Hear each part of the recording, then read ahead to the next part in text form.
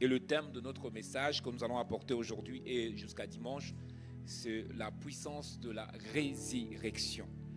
La puissance de la résurrection. Je suis en train de pouvoir, par la grâce de Dieu, de pouvoir toujours vous donner quand même un aperçu de message. C'est la raison pour laquelle il y a toujours le projecteur. Si vous n'arrivez pas à prendre cela en note, mais vous pourrez regarder le point, ils vont être affichés au niveau de l'écran. Donc vous pourrez le suivre bien sûr avec nous. Nous allons apporter une introduction aujourd'hui et demain nous allons toucher 2, 3. Et dimanche, on va clôturer avec un culte tellement fort.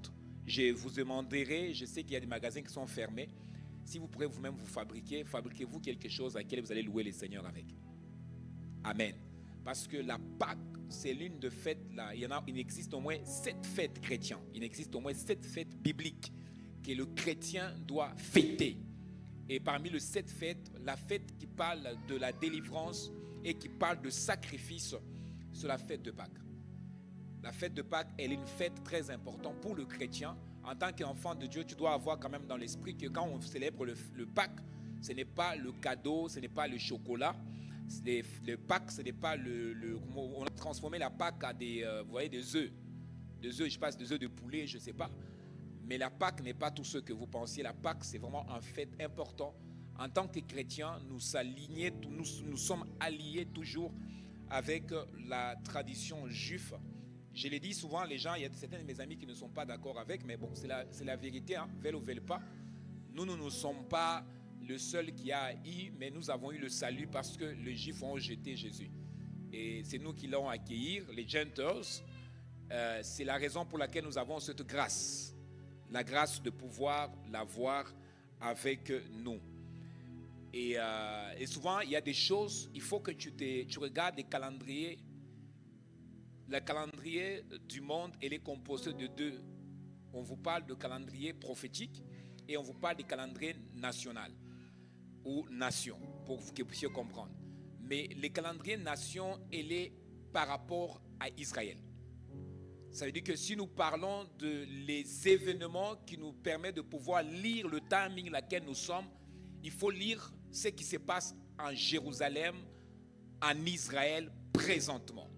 C'est ce calendrier en question qui va nous permettre, nous, en tant qu'Église, de pouvoir s'aligner par rapport à l'événement de notre Seigneur Jésus-Christ. Et souvent, beaucoup de chrétiens, elles sont beaucoup distraits à beaucoup de choses, mais je vous encourage vraiment aujourd'hui, par la grâce de Dieu, de pouvoir comprendre que la fête de Pâques, elle est une fête importante et nous devons avoir l'habitude de les célébrer correctement. J'ai dit que célébrer comment? Correctement. Demain, amène un tambouri. L'important, ce n'est pas d'amener quelqu'un. L'important, c'est que toi, tu dois célébrer la Pâque. Et pourquoi tu la célèbres? Tu dois savoir pourquoi tu dois célébrer la Pâque. Parce que c'est un chrétien. Je sais que toutes les églises aujourd'hui, et tout le monde fête la Pâque. C'est tout le monde. Après la Pâque, ils vont partir. On ne va plus le voir, ils vont disparaître. Mais quand on célèbre la Pâque, on doit savoir qu'est-ce que nous célébrons. Mais regardons le texte rapidement. Je ne vous garde pas longtemps aujourd'hui. C'est demain que je vais vous garder longtemps. Aujourd'hui, je vous permets seulement l'introduction. C'est demain que je vais vous garder longtemps. Luc 23, 46. Jésus s'écria d'une voix forte: Père, je remets mon esprit entre tes mains. Et en disant ces paroles, il expira. Le centenier, voyant ce qui était arrivé, glorifia Dieu et dit: certainement, cet homme était juste. Le centenier, voyant ce qui était arrivé, glorifia Dieu et dit: certainement, cet homme était un juste. Le verset de Philippiens, chapitre 3, le verset 10.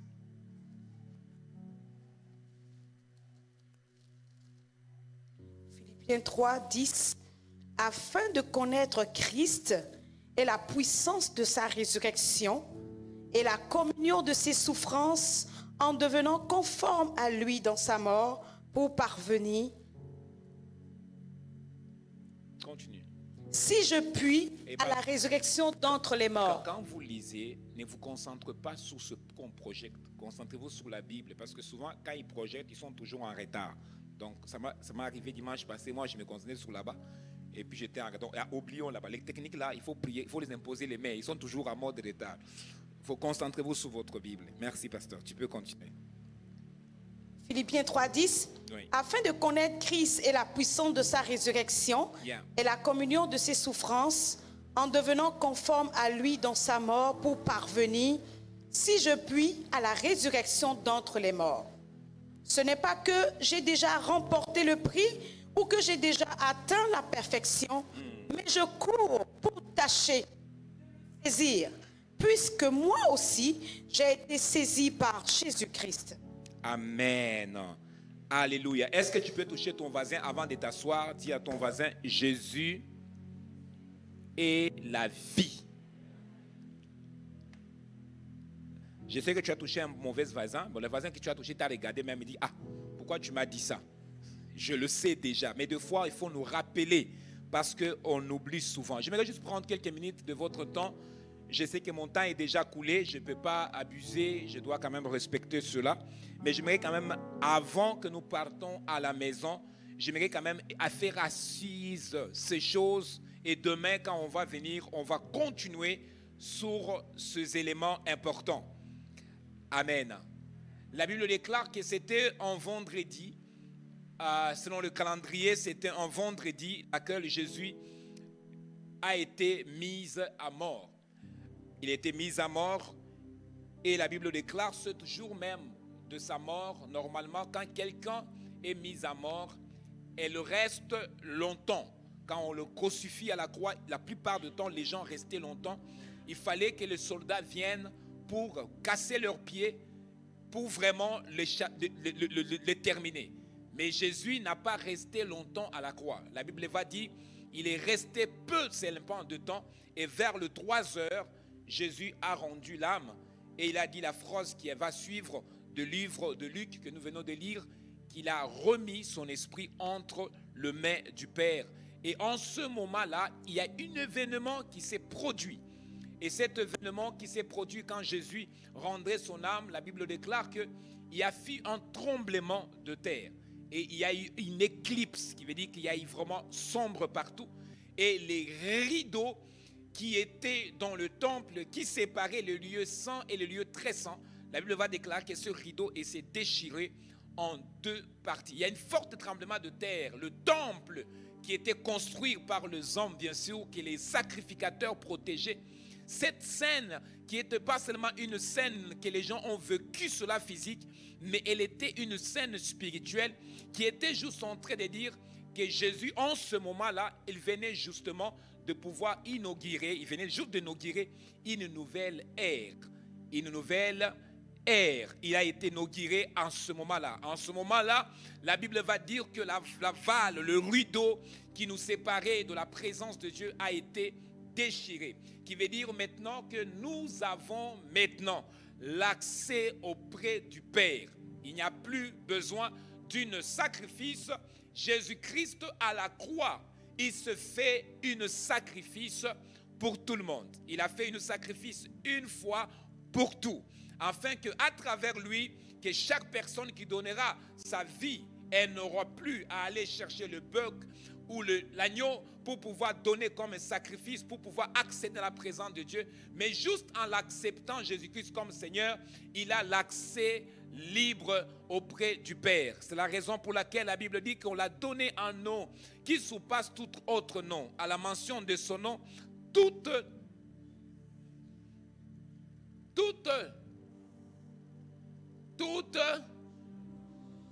où et sur la terre, et que toute langue doit confesser que Jésus-Christ est le Seigneur. Le Seigneur qui veut dire le propriétaire de tout.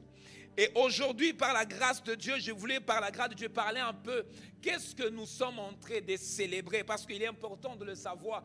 Nous parlons de la mort et nous parlons de la résurrection, mais nous célébrons une fête particulière, une fête qui parle de la libération, une fête qui parle de la délivrance, une fête qui parle de la nouvelle vie que nous avons dans le Seigneur Jésus-Christ. Et cette fête, elle doit être célébrée correctement. La Bible déclare pour la première fois que la Pâque a été fêté, ou la première fois que la Pâque a été introduite. C'est mon introduction aujourd'hui. La Pâque a été introduite dans le livre de Exode. La Bible va dire, Dieu voulait libérer son peuple de la main des Égyptiens, qui veut dire autrement de la main de Pharaon. Pharaon qui était autrefois roi, mais aussi il était Dieu. Je l'ai dit Dieu avec un X, il était un petit Dieu. Il n'était pas un grand Dieu, parce que la Bible déclare que dans l'Égypte, on vénérait, qui veut dire qu'on adorait. Il avait des statues de lui partout. Les gens l'adoraient. Et un texte qui va nous dire que Pharaon se prenait pour un Dieu. Donc, il se voyait comme un Dieu. Il n'y avait pas une autre personne supérieure à lui. La Bible déclare que les enfants d'Israël étaient dans le main de cet homme-là.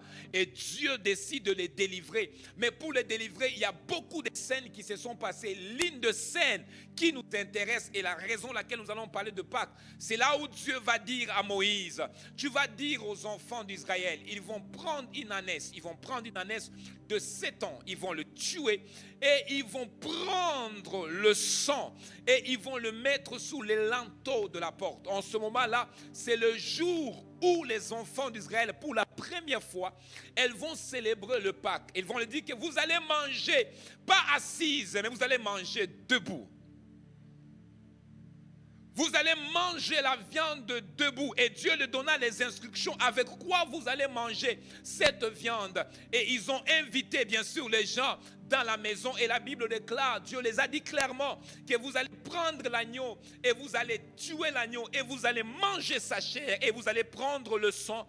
Vous allez mettre sous les linteaux de la porte parce que la nuit, il y a un esprit de mort qui va sillonner le camp. Quand l'esprit vient, il voit le sang, il ne rentrera pas dans la maison. Est-ce que quelqu'un me suit toujours? Mais il va passer par-dessus. Mais ça, c'est une image, comme je vous dis toujours, que l'Ancien Testament, c'est l'ombre de la Nouveau Testament. La scène qui s'est passée dans l'Ancien Testament est le bien réel dans le Nouveau Testament. Écoute, on ne peut pas parler de Christ dans le Nouveau Testament sans mentionner le sacrifice que Dieu dit à Moïse de tuer l'agneau en ce jour-là. Et je suis en train de dire à quelqu'un aujourd'hui, si tu ne peux pas savoir que le Pâques était un acte spirituel en ce moment-là, ils ont tué, ils ont pris le sang, ils ont mis à l'alentour de leur porte. Et la Bible va dire la nuit pendant qu'ils étaient en train de manger, la nuit pendant qu'ils étaient en tranquillité dans la maison, l'ombre de mort passait dehors, l'esprit de mort sillonnait dehors. Et quand l'esprit de mort passait, dès qu'il voyait le sang sous les linteaux de la porte, la Bible va dire que l'ange n'y rentrait pas, mais elle passait par-dessus. Mais il y a quelque chose qui se passe. Le sang qui était mis sous la porte, elle servait deux choses. La première chose qu'elle servait, elle servait pour protéger la maison et les personnes qui se trouvaient dans la maison. La deuxième scène, que le sang qui était mis sous la porte, elle donnait la vie à ceux qui étaient dans la maison. Ce texte nous ramène dans le livre de Luc où Jésus va dire à ses disciples, celui qui mange ma chair et qui boit mon sang aura la quoi? Aura la vie éternelle. Une des prédications qui a fait que les gens ont quitté Jésus. Ils ont dit que nous t'avons suivi, tu as fait le miracle. Nous t'avons suivi, tu as fait ceci, cela. Mais au point de nous dire de manger ta chair et de boire ton sang, non, il y a un problème. La Bible dit qu'il y a un grand nombre de disciples qui ont quitté Jésus. Et les peu qui sont restés, Jésus va le suivre pour lui poser la question, mais pourquoi vous aussi, vous n'avez pas pu aller? Ils ont dit, on va aller où? On va aller où? C'est toi qui as la vie. Et quand les enfants d'Israël se réjouissaient dans la maison, dehors les Égyptiens pleuraient leur première-née. Parce que vous devez savoir que Dieu n'a pas été capable de sauver l'homme sans le sacrifice. Il a fallu le sacrifice. C'est la raison pour laquelle depuis Genèse jusqu'à Nouveau Testament, jusqu'à Nouvel Testament, la Bible déclare qu'il fallait qu'il y ait des sacrifices faits pour que l'homme puisse avoir accès auprès de Dieu. Il fallait qu'il y ait des sacrifices qui soient faits pour que l'homme se rapproche de Dieu. Ça veut dire que la relation de l'homme et Dieu était abîmé à cause du péché. Et il fallait qu'il y ait des rituels faits. Il fallait qu'il y ait des rituels. J'ouvre une parenthèse. Vous savez, le monde des ténèbres font des rituels. Ils font des rituels pour tuer quelqu'un. Ils font des rituels pour... comment vous appelez ça? Pour faire du mal aux gens. Elles font des rituels. Ils vont prendre les chèvres. Ils vont prendre le poulet. Ne vous inquiétez pas. Ils ont volé ça quelque part. Est-ce que je parle toujours à quelqu'un? Ils ont volé ça quelque part. Je peux vous dire tout de suite que quand vous avez des billets, j'ai parlé même de ça aujourd'hui, quand vous avez des billets que vous allez à la banque, on vous dit que les billets que vous avez, c'est une billet fausse. Ça veut dire qu'en réalité, il existe un vrai. Est-ce que quelqu'un me suit toujours? Quand je pars à la banque, je me présente, on me dit que monsieur, le billet que tu nous présentes, elle est fausse. Ce qui veut dire qu'en réalité, il existe un vrai billet. Donc c'est possible qu'il y a un faux, mais il y a aussi un vrai. Alors le diable, lui, n'a pas les vrais. Il a juste le faux. Mais il a parti chercher les copies de ce qui existe. Donc le sacrifice qu'il existait entre l'homme et ses enfants, ce n'était pas Satan qui a établi ces choses-là. C'est Dieu qui l'a établi. Pourquoi Dieu a établi cela? C'était la seule façon pour lui de racheter l'homme, de ramener l'homme à la relation qu'il avait avec lui quand il a créé au premier jour. Et la Bible va dire ceci, la seule solution qui venait à Dieu, en envoyant des hommes, il y avait toujours la mort, et Dieu va aller dire non, finalement, il faut que j'arrive à sauver l'homme, afin que l'homme ne reste pas sous cette routine de faire le sacrifice à tout le moment. Et la Bible va déclarer que Dieu va décider au ciel de devenir homme. Un jour, j'ai enseigné à l'école ici, j'ai dit que vous savez, Dieu était au ciel et il regardait sous la terre et il va voir nous. Nous étions comme des fourmiers. Vous savez, quand on est un être humain et nous regardons le fourmier, des fois, les fourmiers sont très mobilisés, ils sont très sensibles, ils sont très organisés. Elles travaillent fort, elles travaillent dans l'harmonie. Mais il y a une chose est sûre, c'est que les fourmiers n'ont pas la capacité de voir comme toi. Elles sont fortes, elles sont capables de faire beaucoup de choses, mais n'ont pas la capacité de voir comme toi. Alors la Bible va dire quelque chose que j'aime bien. La Bible dit que Dieu va regarder l'homme. Il voit que l'homme n'arrivera jamais à sortir dans ce cycle de sacrifice par sacrifice. Parce que c'était impossible. La Bible dit qu'il n'y avait pas aucun homme qui était digne de prendre le péché de toute la terre. Il n'y en avait pas. Mais Dieu voulait restaurer cette communion qu'il avait avec l'homme. Le but principal de Dieu, c'était que malgré que l'homme a péché, parce que Dieu a créé l'homme à son image, la différence est ceci. Dieu a créé les anges. Il les a créés comme des esprits auprès de lui. Et la Bible déclare que Dieu va créer l'homme à son image. Dieu va mettre en l'homme son esprit, sa partie à lui. Et c'est la raison pour laquelle on dit que le salut n'est pas pour les anges. Le salut est pour les hommes. En réalité, les anges ont été créés comme des esprits auprès de Dieu. Et oui, à toi et moi, nous avons été créés à l'image de Dieu. Il faut que tu comprennes quelque chose. Nous avons des parties que les anges n'ont pas. Nous avons des particularités que les anges n'ont pas. Je vous donne la première. Dieu nous appelle, nous sommes ses enfants bien-aimés. Il y a une affection que nous avons que les anges n'ont pas. Par contre, un autre point encore, Dieu a compassion envers les anges. La Bible déclare que quand l'homme a péché, ça a blessé le cœur de Dieu parce que Dieu cherchait à récupérer cette communion qu'il avait avec l'homme. Malgré des efforts, des essais que Dieu a fait à plusieurs reprises, pour gagner le cœur de l'homme, pour ramener l'homme à lui, la Bible déclare que tous ces essais, tout ce que Dieu a fait, ça n'a pas marché. L'homme est resté toujours sous le joug de l'ennemi et l'homme est resté toujours en séparation avec le Père. Et la Bible va déclarer que Dieu au ciel va prendre la décision, une des plus grandes décisions qu'il ne s'est jamais prise. Dieu va décider lui-même de prendre la forme de l'être humain pour descendre sous la terre, pour aller sauver Charmel. Pour aller sauver Dan, pour aller prendre cette fardeau qui était posé sous Dan, pour aller récupérer cette communion que Dan a brisée. Et la Bible déclare, j'aime très bien cette partie-là parce que Dieu va se faire homme et il va descendre sur la terre. Et Dieu va faire un processus qui est un processus normal. Dieu va naître comme un être humain sur la terre. Et quand j'expliquais à l'école, je vais juste terminer comment je l'expliquais à l'école. Je disais à l'école que Dieu a vu que les fourmiers n'arrivent jamais à s'en sortir quand ils passent le temps à les communiquer. À cause qu'il est grand et les fourmiers sont petits, ils n'arrivent pas à communiquer correctement. Alors Dieu a dit, pour que je communique correctement à ces fourmiers, pour dire à ces fourmiers qu'il y a un trou plus loin. Et ce trou-là va vous faire perdre. Mais lui, il a la capacité de le voir. Mais eux, les fourmiers, ne le voient pas. Alors pour arriver à communiquer cette information aux fourmiers, il faut qu'ils deviennent comme les fourmiers. En devenant comme eux, il va être capable de les expliquer que mon gars, moi j'ai vu le trou. Et si on me pose la question, comment tu as vu le trou? Non, j'étais déjà là-bas.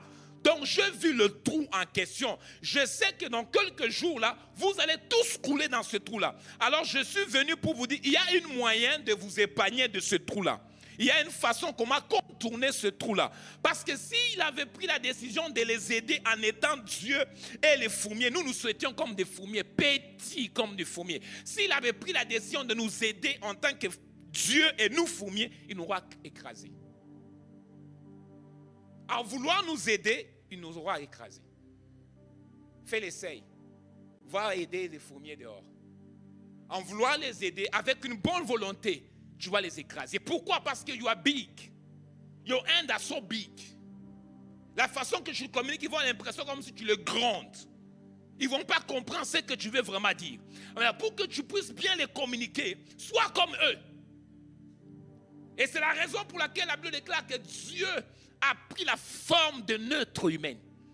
Et il est descendu sur la terre. Il devient comme un fourmier. Et il commence maintenant à parler le même langage que eux. Il s'est comporté comme eux, mais avec un seul message pour leur dire, vous ne pourrez pas continuer sur ce chemin. Parce que devant là, il y a un trou. Tout le monde coule sous ce trou. Alors les gens vont dire, mais comment toi tu sais qu'il y a un trou? Il dit que j'étais là. J'étais là. Je sais comment tout va finir. Je sais déjà comment. J'étais à la création, j'ai toujours été et je serai toujours.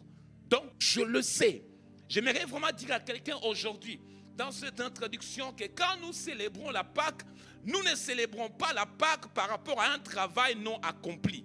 Nous célébrons la Pâque par rapport à un travail bien fait d'abord, ensuite accompli. Nous ne célébrons pas la Pâque par rapport à on a raté notre salut. Nous célébrons la Pâque par rapport à une salut que nous avons obtenue. Il faut que tu comprennes quelque chose. La Bible va dire que notre salut est surnaturel. Notre salut n'est pas naturel, il est surnaturel. La dimension de la processus, de la façon que Dieu se fait homme. Et il est venu parmi nous. Et il commence à nous communiquer les choses. Et la Bible va dire, il a été capable, lui, de prendre le péché de tout le monde et de le garder sous son épaule. Et la Bible va dire qu'il a fallu que Jésus passe par la croix. Il a fallu qu'il passe par la croix. Pourquoi? Parce que vous devez savoir qu'il était normal que la mort, que Jésus expérimente la mort. Il fallait qu'il expérimente la mort. Mais la mort avait toujours une droit sur l'homme. Et la droit laquelle la mort avait sur l'homme, c'était le sang. Dis après moi le sang. Le sang était comme une malédiction qui était imposée sur l'homme. C'est la raison pour laquelle on va vous dire, si tu es né de maman et papa, du fait que tu es né de maman et papa, tu héritais de les péchés d'Adam et Ève. C'est la raison pour laquelle on vous dit, quand on est des papas et maman, on n'est pas chrétien. On n'est pas chrétien, mais on devient chrétien. Parce que de notre naissance, nous avons déjà l'héritage du péché de notre père et de notre mère.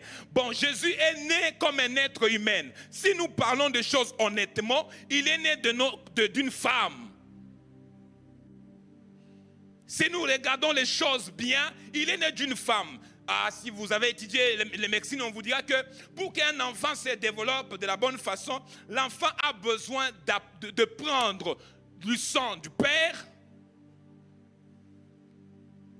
et du sang du Mère. Dans la sémence qui vient de l'homme, elle contient le sang de l'homme. Et une fois qu'il est dans la femme, elle doit prendre le sang de la femme afin de mélanger et produire Kabengele. Donc Kabengele, quand vous le regardez, vous allez voir, il y a les traits de papa, il a les yeux de maman. En fait, c'est le mélange. Est-ce que je peux toujours vous parler ça? Quand la personne, toi là, tu ne viens pas de maman. Tu viens de papa. Mais quand tu rentres dans le ventre de maman, il y a un processus qui s'est fait. Et ce processus, c'est comme il y a un mélange qui s'est fait de ton sang et de le sang de la femme. Et ça travaille et ça produit la personne. Mais la Bible dit, Jésus est né avec le sang pur. Pas le sang de Marie, mais avec le sang pur, qui veut dire la naissance de Jésus est surnaturelle. Parce que dans la ventre de Marie, Jésus était protégé, qui veut dire qu'elle mangeait la nourriture de Marie, mais elle ne partageait pas le sang de Marie. Parce que si elle avait partagé le sang de Marie, le sang de Jésus d'ailleurs lui avait bloqué, elle n'aura plus... Il n'avait pas le pouvoir de te sauver.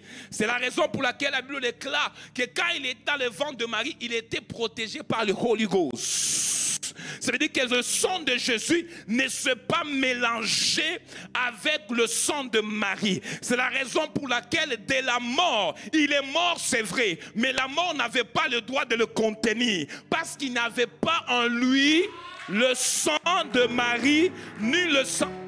Est-ce que je parle toujours à quelqu'un? La seule chose qui nous bloque dans le tombeau, c'est le péché. Et le péché qui faisait que tout ce que Dieu a envoyé, il n'était pas capable de sauver l'humanité. C'est parce qu'ils avaient d'abord, premièrement, le péché du sang. Le péché du sang, c'est la raison pour laquelle la Bible va dire ceci. C'est par le sang de Jésus que nous sommes rachetés. C'est par le sang de Jésus que nous sommes lavés. Si vos péchés sont rouges comme la cramoise, le sang de Jésus le rend blanc comme la neige. C'est parce que le sang de Jésus est pur et il a la capacité de laver tous tes péchés. J'aimerais dire à quelqu'un que ton sang ne peut pas nous sauver. Le sang de ton père ne peut pas nous sauver. Le sang de Marie ne peut pas nous sauver. Est-ce que je parle à quelqu'un? Mais le sang de Bouddha ne peut pas nous sauver. Le seul sang qui a la capacité de nous sauver, c'est le sang de Jésus. Pourquoi? Parce que le sang de Jésus est qualifié de sauver l'humanité. La Bible dit qu'il n'y a pas le péché dans le sang de Jésus. Tu touches ton voisin, dis voisin, le sang de Jésus est pur. Le sang de Jésus est pur. Maintenant écoute-moi bien. C'était juste les péchés de naissance qui faisaient que quand la mort venait, la mort avait le pouvoir sur nous, de nous garder. Mais quand Jésus est venu, la Bible déclare, il est mort à la croix. Mais sa mort, il est mort innocent. Je répète, il est mort innocent. Et il est mort innocent, la Bible déclare, de sa mort, moi et toi nous sommes sauvés. Moi et toi nous sommes sauvés. Là, je vais faire une pause là-dessus parce que je vais expliquer quelque chose de très important. Et que nous devons le comprendre, parce que c'est très important que vous compreniez. La Bible déclare ceci, dit que quand les enfants d'Israël étaient en train de manger la viande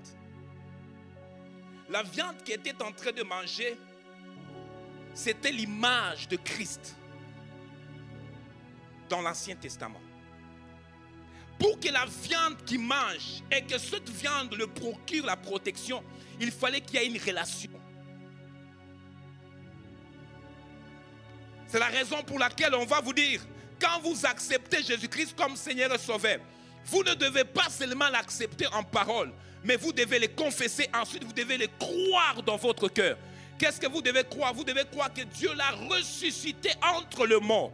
Donc il doit avoir une conviction de ton intérieur qui le déclare que Dieu lui a ressuscité. C'est là où que tu seras sauvé. Donc ils n'ont pas seulement vu, regarder l'agneau. La Bible dit qu'ils ont consommé l'agneau. Pourquoi ils l'ont consommé? Parce qu'en le consommant, ils ont la vie. Est-ce que je parle à quelqu'un? En le consommant, ils ont la vie. Frère, ne peux pas seulement avoir Jésus, mais tu dois avoir une relation avec Jésus. Pour que tu bénéficies de la vie que Jésus donne, tu dois avoir une relation avec lui. Plusieurs disent Jésus, mais peu de gens ont une relation avec lui. As-tu consommé la viande ou tu as mis seulement la viande à côté, mais tu peux bénéficier du sang qui sont mis à l'entour de la porte? Ceux qui mangent la viande vont voir l'impact de sang qui est sous la porte. Il a fallu qu'ils mangent la viande debout pour que le sang qui est sous la porte puisse apporter de l'impact. J'aimerais dire à quelqu'un, il n'y a pas la protection de Jésus sans la relation. Quand on a la relation, on bénéficie de sa protection. Quand il y a une relation, le sang de Jésus a l'impact sur l'ennemi qui t'attaque. Les gens qui ne consomment pas la viande ne verront pas la protection du sang de Jésus. Nous sommes nombreux à appeler le sang de Jésus. Nous sommes nombreux à inviter le sang de Jésus. La question est, est-ce que tu as-tu consommé la viande?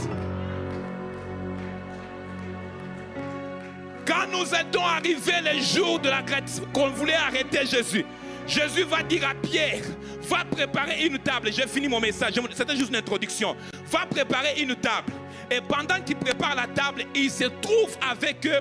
On a dit que le dernier souper, le mot hébreu vont dire le dernier repas que Jésus a mangé avec ses disciples. Mais sous ce repas, Jésus va ramener la scène de l'exode.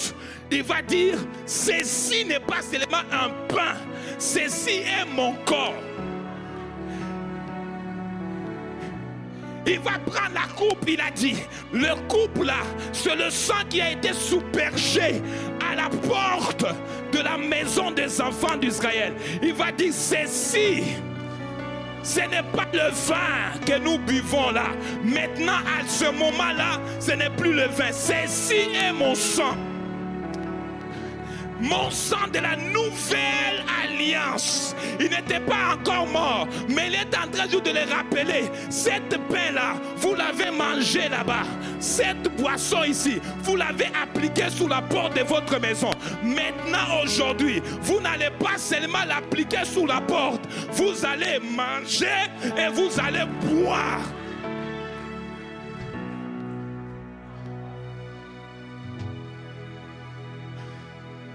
Tu ne peux pas seulement manger le pain. Tu dois boire le sang. Tu ne peux pas seulement manger les viandes. Tu dois manger, tu dois boire le sang. Et Jésus va élever ça et dit, ça c'est mon corps. Prenez ceci. À chaque fois que vous allez manger, à chaque fois que vous allez boire, qu'est-ce qui va se passer? Vous allez ramener la scène. Vous allez ramener la scène. 2000 ans plus tard, vous allez ramener la scène. Cette scène que je suis avec vous à la table. Chaque fois que vous allez manger, dès mon absence, dès que vous les mangez, je suis présent avec vous. La Pâque, ce n'est pas seulement le chocolat. La Pâque, c'est la délivrance. La Pâque, ce n'est pas seulement le chocolat. La Pâque, c'est l'amour de Dieu manifesté aux hommes. La Bible déclare quel si grand amour qui ne s'est pas de donner sa vie. Dans le Pâques, ce n'est pas seulement s'habiller correctement, mais le Pâques, c'est la célébration de la victoire. Et cette victoire, tu ne peux pas célébrer une victoire en étant assis. On célèbre victoire en poussant de cris. On célèbre la victoire en sautant. On ne célèbre jamais une victoire en étant assis. Est-ce que je peux dire à quelqu'un, écoute bien, écrasons laquelle quand tu célèbres la Pâque. Tu dois être quelqu'un qui est conscient. Tu dis que la mort de Jésus m'a apporté la victoire. La mort de Jésus m'a apporté la victoire sur quoi? La Bible déclare que la mort de Jésus m'a apporté la victoire sur le péché. Sur le péché. Waouh, péché.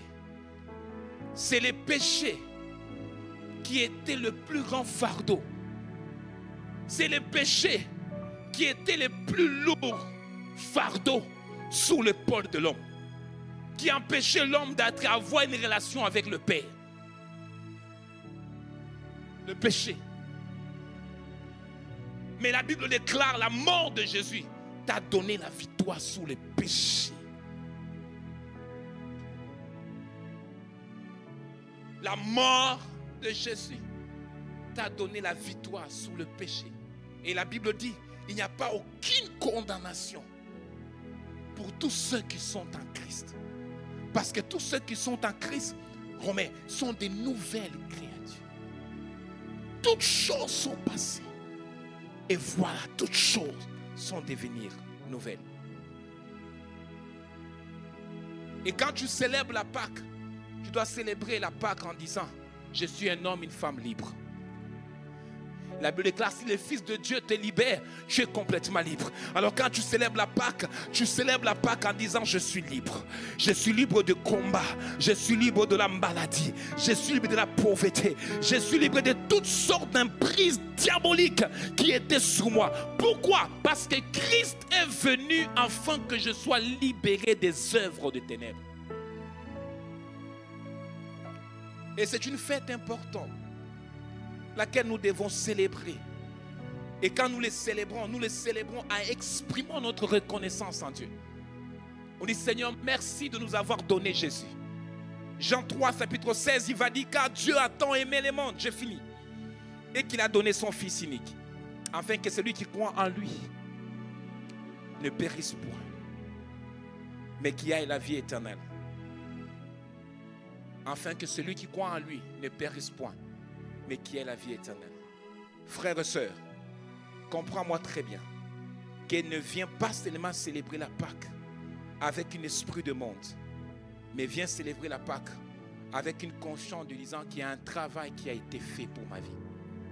Ne vient pas seulement célébrer la Pâque parce que tout le monde doit célébrer la Pâque, c'est une journée importante, mais célèbre la Pâque en disant qu'il y a quelqu'un qui a payé pour ma vie. Il y a quelqu'un qui s'est chargé de mon péché. Il y a quelqu'un qui a lavé ma vie par son sang précieux. Il a dit, même si tes péchés sont rouges comme la cramoise, le sang de Jésus le rend blanc. Blanc, plus blanc que neige. Regarde ton voisin, dis, voisin, il n'y a plus aucune condamnation. Il n'y en a pas aucune. Même si quelqu'un d'autre condamne, il n'y a pas aucune condamnation. Tous ceux qui sont en Christ sont de nouvelles créatures. Des choses anciennes sont passées et toutes choses deviennent nouvelles. Combien de chrétiens vivent dans la condamnation à cause du mal qu'ils ont fait? Combien de gens vivent dans la condamnation de paroles qu'on les a dit? Mais j'aimerais que tu dis à ton voisin, il n'y a aucune condamnation. Aucune condamnation. Aucune condamnation. Le vendredi saint, c'est un vendredi de te rappeler de sacrifices faits à la croix. De te rappeler qu'il y a quelqu'un qui a sacrifié par amour. Tu ne l'as pas payé. Tu ne l'as pas payé. Mais il a sacrifié sa vie par amour. En disant, si je ne meurs pas pour Betty, elle va finir dans ce trou. Si je ne meurs pas pour X, elle va finir dans ce trou. Il faut que je meure pour lui. Il faut que je meure pour lui. Il y a un sacrifice, il y a un prix qui a été payé pour ta vie. Et ce soir, quand tu repars à la maison, rappelle-toi ces choses. La première chose qui ne doit pas échapper dans ton esprit, on ne célèbre pas la Pâque parce que tout le monde le fait. On célèbre la Pâque parce qu'on réalise qu'il y a un travail qui a été fait pour ma vie. Pas pour la vie de ton voisin, pour ta vie premièrement. Le salut est individuel. Et la relation que nous avons avec Jésus, elle est individuelle. Je célèbre Jésus, je célèbre la Pâque pour l'œuvre que Christ a fait dans ma propre vie. je le célèbre. Je le célèbre pour la victoire et je le célèbre pour le sacrifice qu'il a fait. Est-ce qu'on peut se mettre debout? J'aimerais juste faire cette introduction et demain, par la grâce de Dieu, je vais commencer mon premier point sur la puissance de la résurrection. Et je vais aborder ce 2-3 et dimanche, on va finir avec le deuxième. Aujourd'hui, c'était juste mon introduction. Je n'ai même pas touché aucun de mes points. C'était juste une introduction que je voulais juste établir l'importance. Pourquoi nous célébrons la Pâque? Pourquoi il est si important qu'un enfant de Dieu doit célébrer la Pâque? Et quand chaque fois que tu viens le jour de Pâques, tu sais, même chez toi à la maison, mon père biologique avait l'habitude de faire le jour de la Pâque la veille, comme ce soir vendredi. On avait le Saint-Saint. On avait toujours le Saint-Saint. On prenait toujours le Saint-Saint. C'était devenu comme une coutume. Chez nous, chaque vendredi saint, c'était le Saint-Saint. Il fallait qu'on prenne le Saint-Saint. Et il nous disait toujours, nous célébrons la mort du Seigneur Jésus-Christ.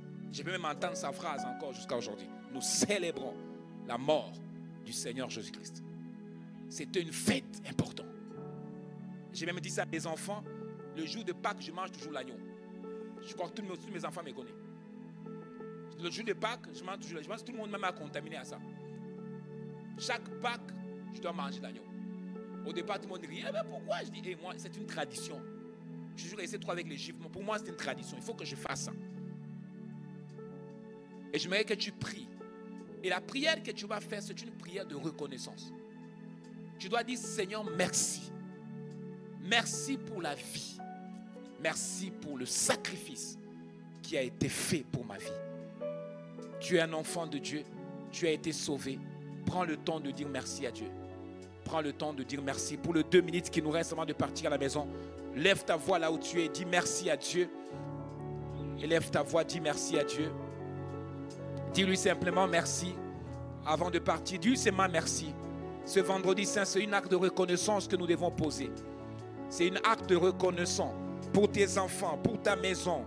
Dis seulement merci Seigneur, merci. Tu es chrétien, tu es né de nouveau. Dis Seigneur merci pour la vie.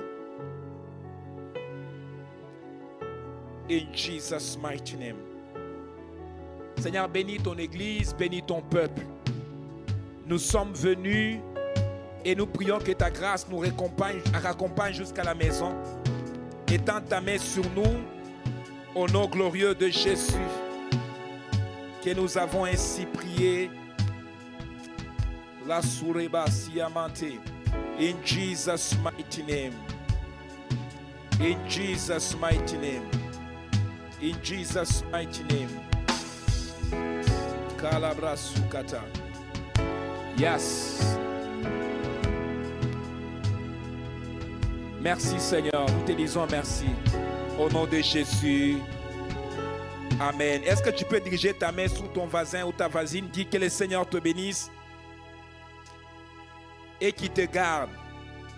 Que le Seigneur fasse brûler son visage sur toi et qu'il t'accorde sa grâce. Que le Seigneur tourne son visage vers toi, qu'il t'apporte la paix. Au nom de Jésus. Amen. You are blessed for life. God bless you. Que Dieu vous bénisse beaucoup. Jesus is Lord.